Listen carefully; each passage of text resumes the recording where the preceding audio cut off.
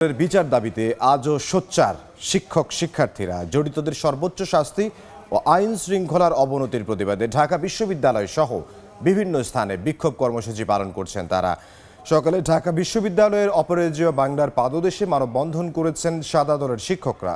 সম্প্রতি মাগুরায় ঘটে যাওয়া ধর্ষণের ঘটনায় তীব্র নিন্দা ও প্রতিবাদ জানিয়ে অভিযুক্তদের দৃষ্টান্তমূলক শাস্তির দাবি জানান তারা। একই সঙ্গে কর্মচারীর নারী হেনস্থার তীব্র প্রতিবাদ জানান শিক্ষকরা। নারী বান্ধব ক্যাম্পাস গড়তে প্রয়োজনীয় পদক্ষেপ নেওয়ার আহ্বানও তাদের।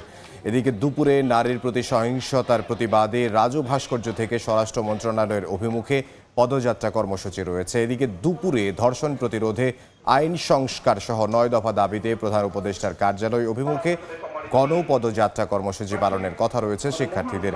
ধর্ষকদের শাস্তির দাবিতে রাজধানীর শাহবাগ জাতীয় জাদুঘরের সামনে অবস্থান কর্মসূচি পালন করছে বিভিন্ন কলেজের শিক্ষার্থীরা।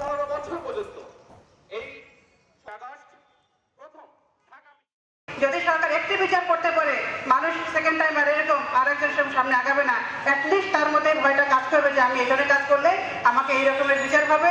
আমরা এর ফাঁসি চাই, এই ন্যায্য যে বিচার সেটি চাই। আসিয়ার এই দুষ্কৃতকারীদের সবার বিচার অনতিবিলম্বে বাংলাদেশে করতে হবে।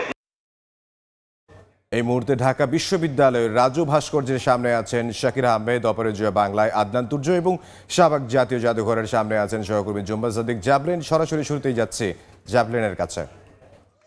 জ্যাভলিন,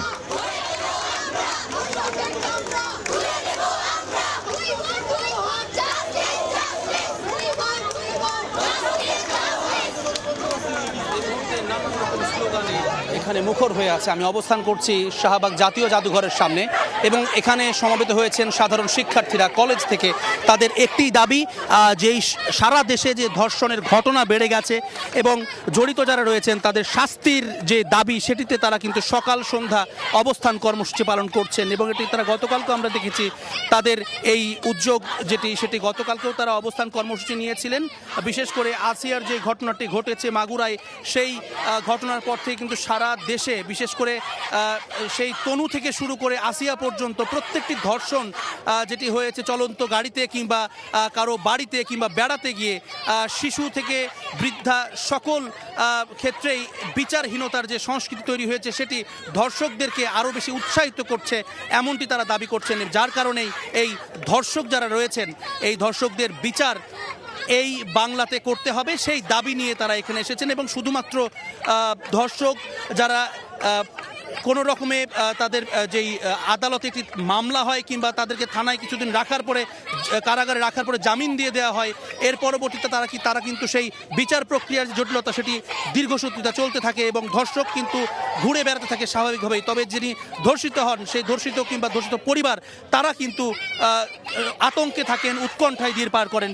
যে কারণে তারা বলছেন যে সার্বিক দিক বিবেচনায় নারীদের যে নিরাপত্তা, একটি নারী শিশু থেকে শুরু করে বৃদ্ধা পর্যন্ত প্রত্যেকের নিরাপত্তার জন্য এই ধর্ষকদের যাদের অপরাধ প্রমাণিত হয়েছে তাদেরকে কঠোর থেকে কঠোরতম শাস্তি, মৃত্যুদণ্ড সেটি নিশ্চিত করার দাবিতে তারা এখানে এসেছেন এবং এই উদ্যোগেই তারা সকাল সন্ধ্যা অবস্থান কর্মসূচি সেটি পালন করছেন। আমরা সকাল 11টা থেকে দেখছি, সকাল 11টা থেকে তারা এখানে সমবেত হয়েছেন একটি মিছিল নিয়ে এবং তারপর ছোট ছোট দলে বিভিন্ন কলেজ থেকে তারা এখানে এসেছেন শাহবাগ জাতীয় জাদুঘরের সামনে এবং এখানে নানা রকম স্লোগানে তারা মুখর হচ্ছে। এছাড়াও আমরা বেশ কয়েকটি কর্মসূচি আমরা এখানে দেখছি। একই সময়ে কর্মসূচি চলছে ঢাকা বিশ্ববিদ্যালয়ের রাজু ভাস্কর্যের সামনে। সেখানকার খবর জানাতে আমাদের সঙ্গে সরাসরি যুক্ত হচ্ছেন সহকর্মী তুর্য। সম্প্রতি বাংলাদেশের আইন শৃঙ্খলার যে অবনতি ঘটেছে এবং সম্প্রতি ঢাকা বিশ্ববিদ্যালয়ে নারী হেনস্থার যে ঘটনা ঘটেছে এবং মাগুরায় যে ধর্ষণের ঘটনা ঘটেছে তার বিরুদ্ধে প্রতিবাদ জানিয়েছে ঢাকা বিশ্ববিদ্যালয়ের শিক্ষকদের সাদা দল। মাত্র তাদের একটি মানববন্ধন সংগঠিত হয়েছিল ঢাকা বিশ্ববিদ্যালয়ের রাজু ভাস্কর্যের পাদদেশে এবং ঠিক একটু আগে তাদের মানববন্ধনটি শেষ হয়। মানববন্ধনে অংশগ্রহণ করেছিলেন ঢাকা বিশ্ববিদ্যালয়ের সাদা দলের যুগ্ম আহ্বায়ক সহ অনেকেই। শিক্ষকরা বর্তমানে যেই দেশের আইন শৃঙ্খলা পরিস্থিতি রয়েছে তার বিরুদ্ধে প্রতিবাদ জানিয়ে সরকারকে বিভিন্ন দাবি দেওয়া জানায় যে এই পরিস্থিতি আসলে সরকারকেই ঠিক করতে হবে।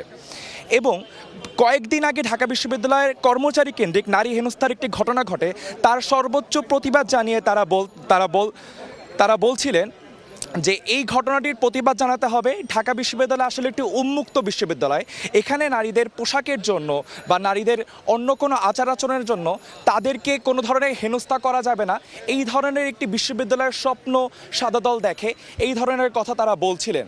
এছাড়াও বাংলাদেশের বর্তমানে যে সংস্কৃতি রয়েছে, নারী অবমাননার প্রতি যে সংস্কৃতি রয়েছে এবং ধর্ষণের বিচারহীনতার যে সংস্কৃতি রয়েছে, তার বিরুদ্ধে সর্বোচ্চ প্রতিবাদ জানান তারা এবং বর্তমান সরকারের প্রতি তারা এক ধরনের দাবি জানিয়েছেন যে এই পরিস্থিতি আসলে সরকারকেই নিয়ন্ত্রণ করতে হবে। তারা হয়তো এক ধরনের সহায়তা করতে পারে, কিন্তু সরকারকে সর্বোচ্চভাবে এই দিকে নজর দিতে হবে। এছাড়াও অন্যান্য যেসব দিক রয়েছে, দর্শক এই ছিল আমার কাছে সর্বশেষ তথ্য। রাজু ভাস্কর্যের সামনে রয়েছেন সহকর্মী শাকির, সরাসরি চলে যাচ্ছি তার কাছে।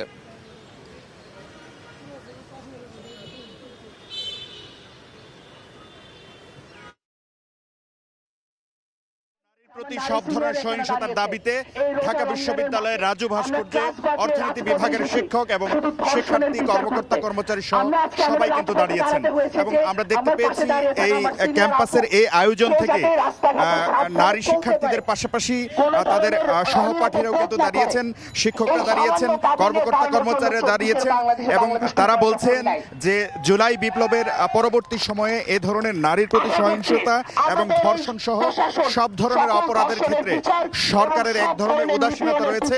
সেই ক্ষেত্রে তারা বলছেন যে প্রশাসন যেন এই ধরনের সহিংসতার বিরুদ্ধে জিরো টলারেন্স হয়, সেই দাবিটি তারা করছেন এবং তারা বলছেন নারীর প্রতি এই যে ধর্ষণ সহ সব ধরনের সহিংসতার রোধে সরকারের পাশাপাশি সামাজিকভাবে এবং পারিবারিক সহ সব ক্ষেত্রে এবং সব সেক্টরে যেন প্রতিবাদ গড়ে তোলা হয়, সেই দাবি কিন্তু তারা জানিয়েছেন।